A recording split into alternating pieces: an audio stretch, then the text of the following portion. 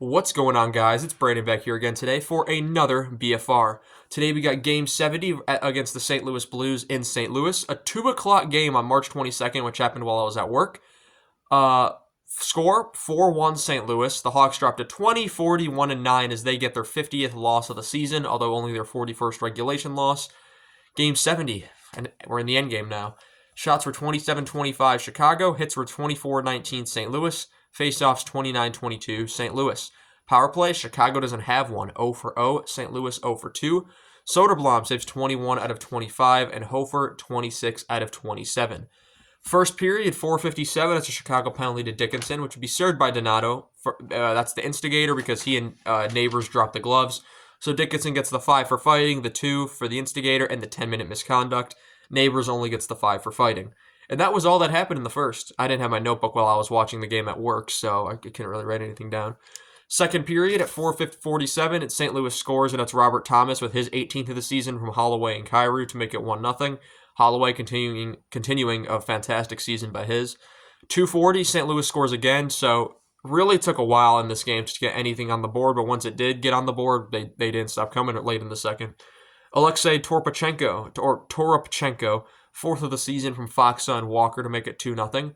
1:15, Chicago penalty to Bertuzzi. You're probably thinking the Hawks are about to now be down 3-0.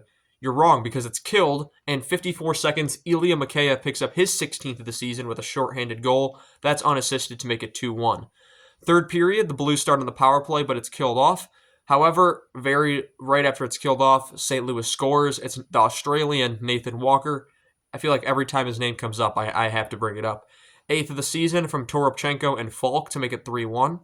14:01, it's a Chicago and St. Louis penalty. Maroon and Tucker for fighting. We'll come back to Maroon in a moment. 12:17, it's a St. Louis goal to Zach Bolduc, 14th of the season, the one that puts the Hawks away from Broberg and Shen to make it 4-1.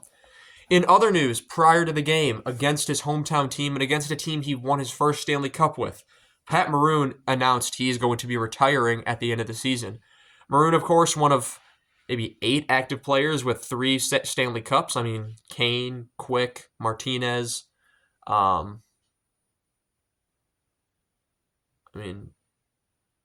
Fleury, Crosby, Malkin, Letang, 7. And then Maroon, so maybe 8. I think maybe 8 active players. But Maroon, he was obviously 3-peated as a Stanley Cup champion, once with St. Louis, 2 with Tampa.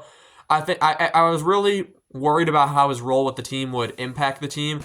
I figured he would take kind of too many penalties, and early in the season, it seemed like he was going to do that. He was taking a lot of stupid penalties, and it was really frustrating. But as he got more into the groove of the team, he started taking less penalties. He became a real leader on this team. So I'm really grateful for Pat Maroon mentoring some of these young guys. Someone who's been there, done that, won championships, never was a great scorer. He did have some scoring touches. Even this year, he's been pretty good offensively.